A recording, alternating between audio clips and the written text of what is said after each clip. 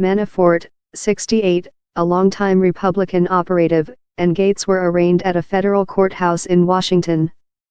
Both men pleaded not guilty to the charges in a 12-count indictment, ranging from money laundering to acting as unregistered agents of Ukraine's former pro-Russian government. The developments in the Mueller probe weighed on the U.S. dollar, which slipped 0.5% against a basket of currencies. Mueller's investigation and others by congressional committees into alleged Russian efforts to influence the election have cast a shadow over Trump's first 9 months in office. U.S. intelligence agencies say Russia interfered in the election by hacking and releasing embarrassing emails and disseminating propaganda via social media to discredit Democratic presidential candidate Hillary Clinton. Russia denies the allegations and Trump denies any collusion. Neither Trump nor his campaign was mentioned in the indictment against Manafort and Gates. The charges, some going back more than a decade, center on Manafort's work for Ukraine. The indictment includes accusations of conspiracy against the United States, failure to report foreign bank accounts to the U.S. government, and conspiracy to launder money, a count that carries a 20-year maximum prison sentence. A White House spokeswoman said the indictment had nothing to do with Trump or his campaign and showed no evidence of collusion between the campaign and Russia. "We've been saying from day one there's no evidence of Trump-Russia collusion, and nothing in the indictment today changes that at all," spokeswoman Sarah Sanders told a news briefing.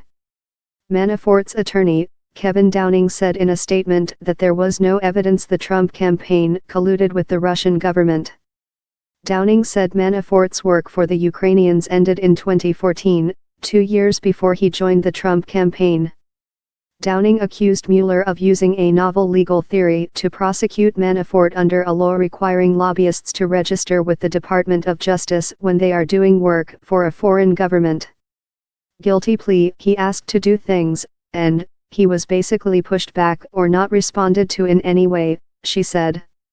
The employee included a note, according to the indictment, that read, "Let's discuss. We need someone to communicate that DT is not doing these trips. It should be someone low-level in the campaign so as not to send any signal."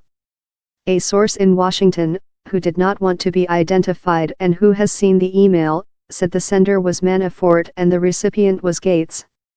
Manafort ran the Trump campaign from June to August of 2016 before resigning amid reports he might have received millions of dollars in illegal payments from a pro-Russian political party in Ukraine. Frustration: Trump reiterated his frustration on Monday with the Mueller probe, which he has called a witch hunt.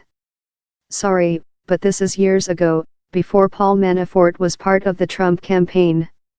But why aren't crooked Hillary and the Dems the focus?" Trump wrote on Twitter, referring to Clinton. Mueller has been investigating Manafort's financial and real estate dealings and his prior work for a political group, the Party of Regions, which backed former pro-Kremlin Ukrainian President Viktor Yanukovych. Both Manafort and Gates generated tens of millions of dollars of income from Ukraine work and laundered money through scores of U.S. and foreign entities to hide payments from American authorities, the indictment said.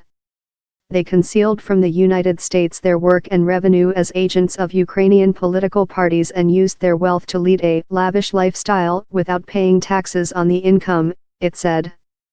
The indictment said Manafort owned properties in Manhattan, Brooklyn, the Hamptons, Arlington, Virginia, and elsewhere. Prosecutors said Manafort spent almost $1 million on 8 rugs in 2 years and more than $1.3 million on clothes from shops in Beverly Hills, California, and New York City. They also said he had been making payments on 4 Range Rovers and a Mercedes. Gates was a longtime business partner of Manafort and has ties to Russian and Ukrainian oligarchs. He also served as deputy to Manafort during his brief tenure as Trump's campaign chairman.